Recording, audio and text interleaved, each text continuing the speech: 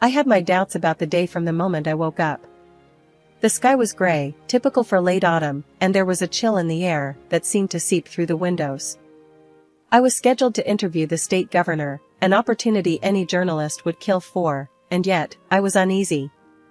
Maybe it was the weight of responsibility, or the fact that my little Ellie had woken up with a slight fever. Either way, the day felt off. I dropped Ellie off at my mom's place, giving her a quick kiss on the forehead before heading to the governor's office. My mom, always the worrier, said, "Make sure you watch yourself around those politicians. They're all smiles and handshakes until they're not." At the governor's office, I was met by his assistant, a man named Tom. He was a bit older than me, probably edging into his early 40s, with a sharp suit and a smile that managed to be both professional and warm. "Clara, right? Heard a lot about you. All good, promise," he said, extending his hand. "Yeah, that's me. And you're Tom? I appreciate the help setting this up," I said, shaking his hand. His grip was firm, confident. The interview itself went better than expected. The governor was forthcoming, even charming, and I got some good quotes that I knew would make my editor happy. But it was Tom who caught my attention. He lingered nearby, always watching, making sure everything was in order. After the interview, while I was packing up my recorder and notes, Tom came over. "You got plans after this? There's a decent coffee place just around the corner. Their espresso will knock your socks off." I hesitated for a moment. It wasn't like me to mix work with anything personal, but there was something about Tom's straightforward manner that was disarming. "Sure, why not? I could use a good coffee after this," I replied. At the coffee shop, the conversation flowed easily. Tom talked about his daughter Amy, who was about to graduate high school and had plans for college. "She's got her mother's brains. Smart as a whip. I just try to keep up," he laughed. "I know the feeling. My Ellie's only 6, and she already outsmarts me daily," I said, laughing along. We talked more about our kids than anything else. It was refreshing to have a conversation that wasn't just about work or politics. Tom's demeanor was relaxed, and he didn't push the conversation in any direction it didn't naturally want to go. It was like talking to an old friend. As we left the coffee shop, Tom said, "Listen, Clara, I know you're not looking for anything serious. Heck, I'm not either. But I liked this, talking, laughing. How about we do this again? No pressure, no expectations." I looked at him, really looked. He was sincere, that much was clear. "Yeah, I'd like that," I admitted, a bit surprised at my own readiness to dive back into something personal. There I was, 2 years into what started as a not-a-date routine with Tom, and suddenly I found myself staring at a small, shiny ring, feeling like the world had stopped spinning for just a second. We were at our favorite little Italian place, tucked away in a corner booth that had become our spot. The candlelight flickered, casting shadows that danced around Tom's serious expression. He just popped the question, simple and straight, no fluff. "Clara, I'm not good with fancy speeches. So, how about it? Will you marry me?" Looking into his hopeful eyes, all I managed was, "Are you sure? Because, you know, life with me is a 3-ring circus." Tom laughed, that deep, reassuring sound that had first drawn me to him. "I'm counting on it. Ellie's a part of the deal, right? Wouldn't have it any other way." "Okay then, yes," I said, my voice steadier than I felt. "Yes, I'll marry you." Tom's place was bigger, with a yard that seemed to stretch forever and rooms that echoed with the potential of new memories. The first evening we spent there, Tom cooked dinner, something he'd become famous for during our not-a-date dates. Ellie watched him like a hawk, her curiosity barely contained. "Tom, are you sure you know how to cook? Mom usually burns the pasta," she stated matter-of-factly, standing on tiptoe to peer over the counter. Tom winked at her, tossing vegetables in a pan with a chef's flair. "I promise I won't burn anything. Scout's honor." The transition wasn't just physical, it was emotional, too. Ellie and I were used to it being just the two of us against the world. Now, Tom was in the mix, with his easy smiles and a way of making even the hardest day seem manageable. We were learning to be a family, and not just any family, a good one, a real one. Life in Tom's house was starting to feel more like home every day, but there was still one piece of the puzzle that didn't quite fit: his daughter, Amy. She was in college in another city, and we didn't see her much. The few times we did, the air felt charged, like a storm was always about to break. Amy came home for Thanksgiving, and I wanted everything to be perfect, to maybe smooth out some of the awkwardness that seemed to cling to the walls whenever she was around. I was in the kitchen when she walked in, her bags dropping to the floor with a thud. "Hey, Amy, good to see you. Let me help with that," I offered, moving towards her. She gave me a half-smile, more out of politeness than warmth. "Thanks, Clara. I've got it." Tom was all smiles, ruffling her hair like she was still 10 years old. "Kiddo, your mom sent some of that pumpkin pie you love. Bet you missed real food at college, huh?" Amy rolled her eyes, but there was a small smile there that didn't reach her eyes. "Sure, Dad. College food is the worst." Dinner was a quiet affair, with Ellie trying to fill the silence with chatter about her school projects and the new friends she had made. Amy nodded and made the right noises, but spent more time pushing her food around the plate than eating it. After dinner, I caught her in the living room, scrolling through her phone. "Amy, can we chat? I feel like we never really got off on the right foot here," I ventured, keeping my tone light. She looked up, her expression guarded. "We're fine, Clara. There's no issue to fix." I took a deep breath, choosing my words. "I know it's weird, me being here and all. I'm not trying to replace anyone or step on toes. I just want us to be okay, you know?" Amy put her phone down, her face softening a bit. "I get it. It's not you. It's weird seeing him move on, I guess." "I understand. Just know I'm here, alright? For you, too," I replied, hoping to bridge the gap between us. She nodded, a bit of the ice melting. "Thanks, Clara. I'll try to be less of a hermit, okay?" It was a start, and I'd take it. The weekend passed quicker than I wanted, and soon it was time for Amy to head back to college. She hugged her dad, gave Ellie a high five, and to my surprise, she turned to hug me too. It was quick and a bit awkward, but it was something. "Take care, Amy. Keep in touch, okay?" I said, feeling like we'd turned a corner.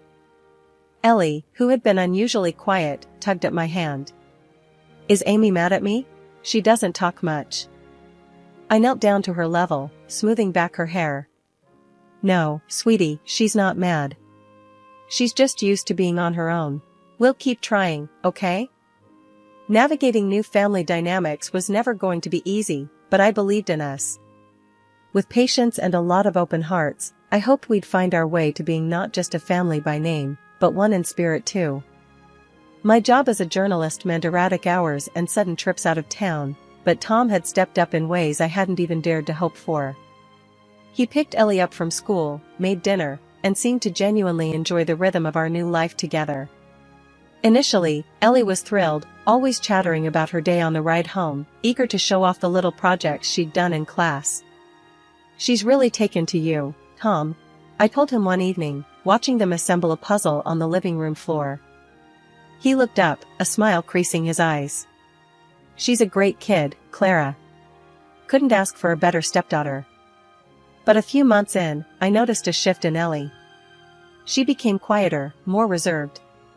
The light in her eyes dimmed, replaced by a skittishness that set alarm bells ringing in my mind. I tried to coax her into talking, to share what was on her mind, but she just shrugged and forced a smile. "It's nothing, Mom. Just tired, I guess," she'd say, but the mother in me knew better. Something was off. Then one night, as we were getting ready for bed, I noticed a bruise on her arm, a nasty, purple shadow that made my heart stop. "Ellie, what happened?" I asked gently, trying not to sound as panicked as I felt. She avoided my gaze, fiddling with the hem of her pajama top. "I fell down at school. It was silly. I wasn't looking where I was going." But the bruise looked like it had a story that didn't involve a simple fall. My mind raced with dark thoughts of bullying. Did someone do this to you at school? You can tell me, Ellie. She shook her head quickly, too quickly. No, Mom. It was just me being clumsy. Really. The next day, I dropped by her school and spoke with her teacher, Mrs. Jennings, a kind woman who had always been open about classroom dynamics. Mrs. Jennings, has Ellie been having any trouble with other kids? Any signs of bullying? Mrs. Jennings looked genuinely surprised. Oh, no, Clara. Ellie gets along well with everyone. She's a quiet child, but she's not having any problems with other children that I've noticed. That left me more unsettled. If school was fine, then what was causing Ellie's change in behavior and the mysterious bruise? My mind churned with possibilities, none of them good. Determined to get to the bottom of things, I decided to buy a smartwatch that could record audio. I told myself it was for Ellie's safety, that I wasn't invading her privacy but protecting her. When I gave her the watch, her face lit up with a smile I hadn't seen in weeks. Wow, a smartwatch? For me? Ellie's voice was filled with excitement. Yep, you can wear it to school and everywhere. Think of it as an early birthday gift, I explained, trying to keep my voice cheerful. I watched her strap the watch to her wrist, her fingers fumbling with excitement. My heart was heavy with mixed feelings as she admired it. I hoped the watch would provide answers, that it was just my overactive imagination at work and nothing more. The routine with the smartwatch started off innocent enough. For days, all I heard were snippets of school lessons and the mundane chit-chat of children's lives. Ellie seemed happier at school, laughing and interacting freely, which was a stark contrast to her quiet demeanor at home. It gave me some peace of mind, hearing her like that. But that peace was shattered one busy afternoon at work. I had stepped out for a quick lunch at my desk, popping in my earbuds to listen to the latest recordings from Ellie's watch. It was a habit now, checking in on her world, making sure she was okay. That day, however, I was met with something that stopped me cold. Tom's voice boomed through the tiny speakers, harsh and cruel. You're such a fool, Ellie. Why can't you ever listen? His words were sharp, each one a dagger. The reply was a small, stifled sob, unmistakably Ellie's. I'm sorry, I didn't mean to. Then the sound, a sharp slap, the kind of sound that echoes long after it's over, followed by Ellie's crying. My hand flew to my mouth, stifling a gasp. My heart raced, anger and shock warring inside me. This wasn't just a small misunderstanding. This was my worst fear laid bare. I sat frozen, my lunch forgotten, as the world continued bustling around me. I couldn't think straight. All I knew was I needed to get to Ellie, to hold her, to get her away from him. I rushed home, my mind racing, planning, dreading. When I arrived, Ellie was there, alone, sitting quietly in her room. Seeing her like that, so small, so vulnerable, it broke something inside me. Ellie, baby, we need to talk, I said gently, sitting beside her on the bed. She looked up, her eyes wide and scared. I took a deep breath, steadying my voice. I know about Tom, about how he's been treating you. You don't have to be scared anymore. I heard everything. The floodgates opened then, and she poured out everything. The threats, the hits, how he'd made her promise not to tell me, how scared she was that it was somehow her fault. My heart ached with every word. I packed a few things quickly and drove her to my parents' house. They were horrified when I told them everything, and they didn't hesitate to take us in. Stay here tonight, my mom said, her voice firm with that maternal resolve. We'll take care of Ellie. You go sort this out. I hugged Ellie goodbye, her small arms clinging to me a moment longer than usual. I'll fix this, I promise, I whispered, kissing her forehead. Leaving her there, safe with my parents, I drove back home. The house seemed darker, colder. I sat on the couch, the silence oppressive, waiting for Tom to come home. My mind raced with what I would say, how I would confront him. Anger, fear, betrayal, it all swirled inside me, a storm waiting to break. The sound of the front door opening and Tom's cheerful whistling sliced through the tense silence of the living room where I was waiting. He came in, all smiles, utterly unaware of the storm that was about to break. "Hey, babe. What's for dinner?" His voice rang through the house, light and carefree. I stood up, my stomach churning with nerves and anger. "We need to talk. Now," I said, my voice steely and calm. The smile faltered on his face. "Sure, what's up? You look serious." "It's about Ellie," I began, watching as his expression shifted from confusion to concern. "What about her? Is she okay?" He took a step towards me, his brow creased. I cut him off, the fury building inside me. "No, Tom, she's not okay. Because of you." He stopped, his face a mask of bewilderment. "What are you talking about?" "I know about the abuse, Tom. I know how you've been treating her when I'm not around." The words felt like bullets, each one harder to say than the last. For a moment, he just stared at me, and then he laughed. A cold, harsh sound that echoed mockingly around the room. "You're being ridiculous. You have no proof. You think you can take me down? With what? Your overactive imagination?" His arrogance boiled my blood. "I have more than enough proof, Tom." He smirked, stepping closer. "Come on, Clara. You and I both know you're bluffing. If you push this, I'll make sure you regret it. I can destroy your career, drag your name through the mud. Don't forget, I have connections that you can't even dream of." The threat hung in the air, heavy and sinister. But I was ready for him. I pulled out my phone and hit play on the recording of his tirade against Ellie. His voice filled the room, cruel and unmistakable. Tom's face went white, his confident demeanor crumbling as the reality of his situation dawned on him. "Clara, please, I was just stressed, I didn't mean." "Save it, Tom. I'm done listening to your excuses." I watched as he sank to his knees, his face crumpled in fear. "Clara, I'm sorry. I'm so sorry. Please, I can change. Don't do this. Don't ruin my career and my life. You should have thought about that before you hurt our daughter. You're not getting away with it this time." I stood firm, despite the part of my heart that ached to see him so broken. But I had to be strong, for Ellie. At that moment, the doorbell rang. I walked past Tom, still kneeling on the floor, and opened the door to 2 police officers. I had called them before Tom got home, the final step in ensuring my daughter's safety. "Officers, thank you for coming. He's in here," I said, leading them into the living room. Tom looked up, the fear apparent in his eyes as the officers read him his rights and handcuffed him. He muttered pleas for forgiveness as they led him away, but I felt nothing but a hollow relief. Ellie was safe now, and that was all that mattered. After the door closed behind them, the silence was deafening. I sank down onto the couch, the adrenaline fading, leaving exhaustion in its wake. I knew this was only the beginning of a long battle, but for the first time in what felt like forever, I could breathe. Ellie was safe, and Tom would face the consequences of his actions.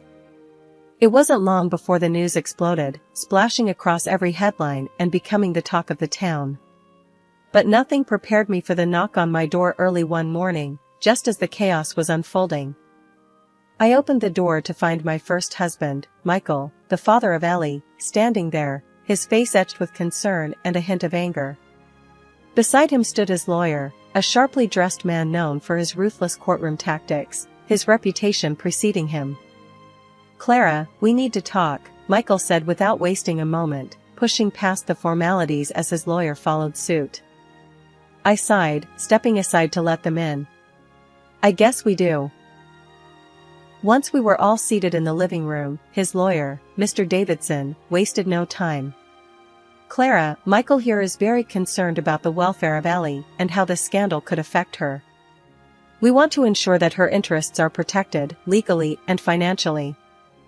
Michael chimed in, his voice firm. "Clara, I won't let our daughter be dragged through the mud because of him. What were you thinking, getting involved with a guy like that?" I bristled at his tone, my own anger rising. I was thinking that I found someone decent, which he seemed to be, until he wasn't. I'm handling it, Michael. As we debated back and forth, my phone buzzed. It was Amy, Tom's daughter, a message filled with urgency. I have something you need to see. Can we meet? I excused myself and stepped outside to call her. Amy, what's going on? Clara, I've got evidence. Evidence of what he did, not just to Ellie, but to me too, when I was younger. I'm ready to stand with you in court. Amy's voice was resolute, a stark contrast to the young woman who'd been so unsure before. Thank you, Amy. This means a lot. Let's bring this to light, all of it, I said, a wave of relief washing over me. Back inside, I relayed the news to Michael and Mr. Davidson. Looks like we'll have more than just our word against his. We have evidence, solid evidence, and his own daughter's testimony. Michael sighed, running a hand through his hair. All right, Clara. We'll support you in this, all the way.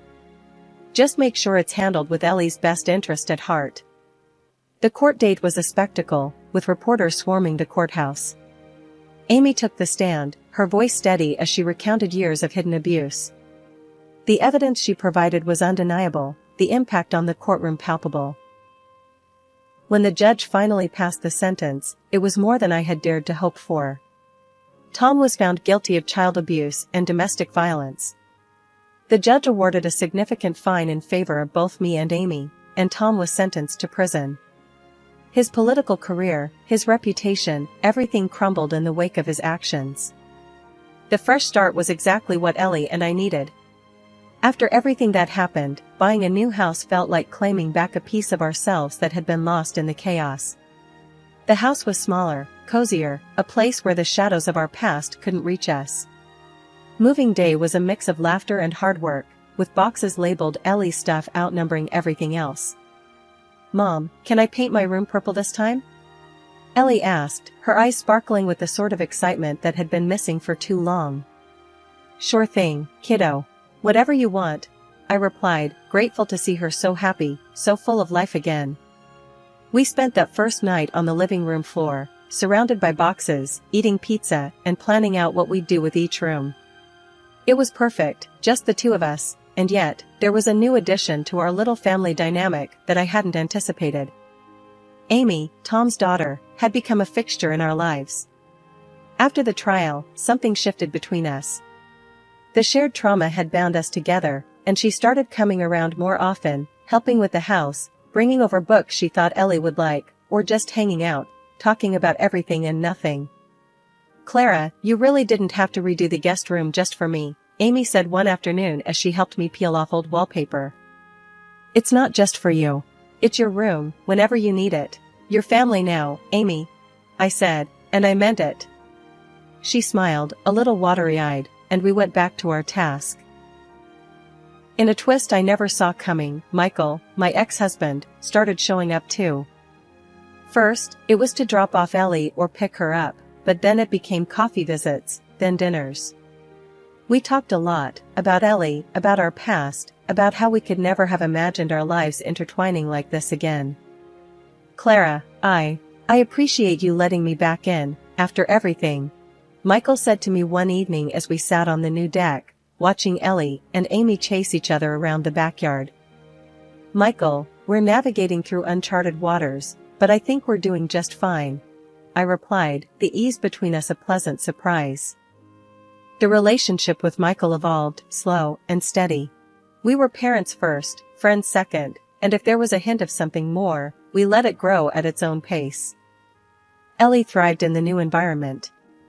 Her laughter filled the house, her smiles more frequent and brighter. Seeing her like this, I knew we had made the right decision. Mom, look. I taught Amy how to make slime. Ellie exclaimed one Saturday morning, her hands and face speckled with glitter. Amy came into the kitchen, looking like she had fought a battle with a unicorn and lost. Yeah, she did. I think I have glitter in my hair still, she said, trying to brush it out, but laughing. Watching them together, I felt a profound sense of peace. We had weathered a storm, fought hard battles, and now, here we were, building a life full of hope and happiness. As the days grew warmer, our little household found its rhythm. We were a patchwork family, each of us with our own scars and stories, but together, we were whole.